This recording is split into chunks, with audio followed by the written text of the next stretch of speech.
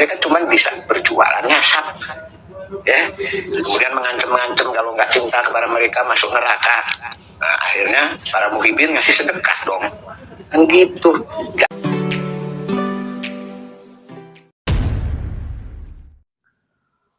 Assalamualaikum warahmatullahi wabarakatuh. Jumpa lagi bersama saya di Paradigma 45. Sebagaimana pada cuplikan tadi, di mana Kakek Wahyu menjelaskan kepada kita bahwa mereka para habaib atau kelompok Balawi hanya bisa menjual nasab dengan menakut-nakuti para muhibin mereka, bahwa ketika tidak taat kepada mereka, maka mereka akan masuk neraka. Akhirnya para muhibin, seperti yang dikatakan oleh Kakek Wahyu, memberikan mereka sedekah dan seterusnya. Sahabat Paradigma 45, kemarahan yang diberikan oleh Kakek Wahyu dan kawan-kawan pecinta NKRI ini merupakan akibat dari perbuatan yang dilakukan oleh Habib Rizik Syihab dan klan Ba'lawi yang kemudian kemarin memprovokasi rakyat Rempat untuk melakukan perlawanan terhadap pemerintahan Jokowi dengan memanas-manasi dan memancing daerah Keru untuk kemudian memancing bagaimana masyarakat Rempat untuk kemudian melakukan perlawanan terhadap pemerintahan Jokowi. Ini tentu untuk lagi-lagi memuluskan tujuan mereka, yaitu membangun dan mendirikan negara khilafah di negara kesatuan Republik Indonesia ini. Namun kita semua dan teman-teman yang lain, sahabat-sahabat yang lain yang cinta terhadap negara kesatuan Republik Indonesia ini tentu tidak akan tinggal diam. Itu pun yang dilakukan oleh Kakek Wahyu dan kawan-kawan yang lain yang kemudian melakukan perlawanan, bahkan mengejek si Rizik Syihab dan kawan-kawan kelompok Balawi. Bahkan dalam keterangannya Kakek Wahyu mengatakan bahwa mereka kelompok Balawi ini ide hablog grupnya itu lebih besar dari bukan dari keturunan Arab, tapi merupakan keturunan dari India. Makanya Kakek Wahyu sendiri menyimpulkan bahwa mereka ini adalah klan dari atau keturunan nasab dari Tuan Takur, bukan malah nasabnya itu menyambung kepada Nabiullah Muhammad Sallallahu Alaihi Wasallam. Untuk itu mari kita saksikan selengkapnya apa yang disampaikan oleh Kakek Wahyu berikut ini. Bersyukurlah kita menjadi pribumi berderajat tinggi. Pribumi itu multi talented.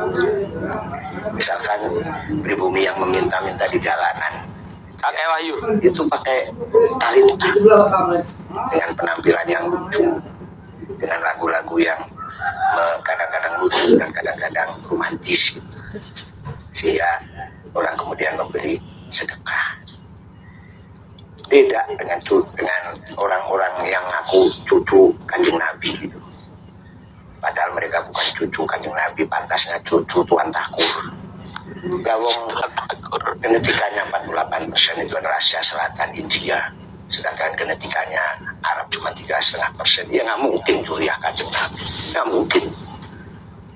Terus ibaratnya begini nih, ibaratnya Pak SBY presiden kita itu mempunyai anak dua, itu Edi Baskoro dan AHY. Itu tertulis di manuskrip, di jejak digital, di anak-anak SD pun menulis bahwa putra daripada mantan presiden Pak SBY itu hanya dua, yaitu Pak AHY dan Pak Edi Baskoro. Tapi 500 tahun kemudian, ini ada Raja Bohong itu, ada apa namanya orang licik, menulis bahwa SBY itu mempunyai 3 anak, yaitu Pak AHY, Pak Edi Baskoro, dan Ubaidillah. Nah, ini kan kacau gitu. Ini kalau tahu Pak SBY tahu itu kan pasti marah, nggak punya anak Abu Ubaidillah gitu misalkan. Tapi kan 500 tahun yang akan datang beliau sudah meninggal. Sama itu dengan Bani Alawi itu. Dulu itu pada abad kelima itu Imam Ahmad mempunyai anak 3, yaitu Ali, kemudian Husain, kemudian salah satunya adalah Muhammad.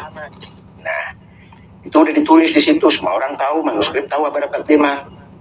Lah, 500 kemudian ada orang bohong nih, orang yang licik nih, mengatakan bahwa Imam Ahmad punya anak 4. Salah satunya Ubaidillah, datuknya Bani Alawi itu. Pertanyaannya kenapa baru ditulis 500 tahun kemudian? Nah, kalau ditulis pada saat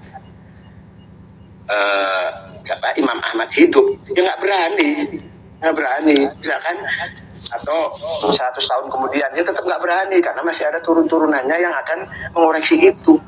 Nah ini 500 tahun baru ditulis karena akan susah mencari orang-orang yang akan memprotesnya gitu karena udah 500 tahun udah 5 abad gitu loh, dikit gitu kan ya. Makanya ketika disuruh tes DNA nggak mau ya, nggak mau kan karena sudah ada yang tes ternyata mereka adalah genetika India bukan genetika Arabnya cuma 3,5%, Indianya mayoritas 48%, jadi mereka tuh Suriah tuan tahu itu licik itu. Nah kita derajatnya lebih tinggi. Kalau mereka merendahkan derajat kita nggak mau ngawinkan anak perempuannya, kita juga harus merasa diri kita lebih tinggi. Barangkali kita malah Zuriah Kanjeng Nabi dari silsilah Wali Songo ya itu. Nah mereka tuh siapa gitu, derajat tinggi kayak apa? Mereka nggak bisa kok seperti talentanya seperti pribumi, seperti Tionghoa, nggak bisa. Berdagang kalah, apa-apa kalah. Mereka cuma bisa berjualan nyasap ya, kemudian mengancam kalau nggak cinta kepada mereka masuk neraka. Nah, akhirnya para muhibin ngasih sedekah dong kan gitu.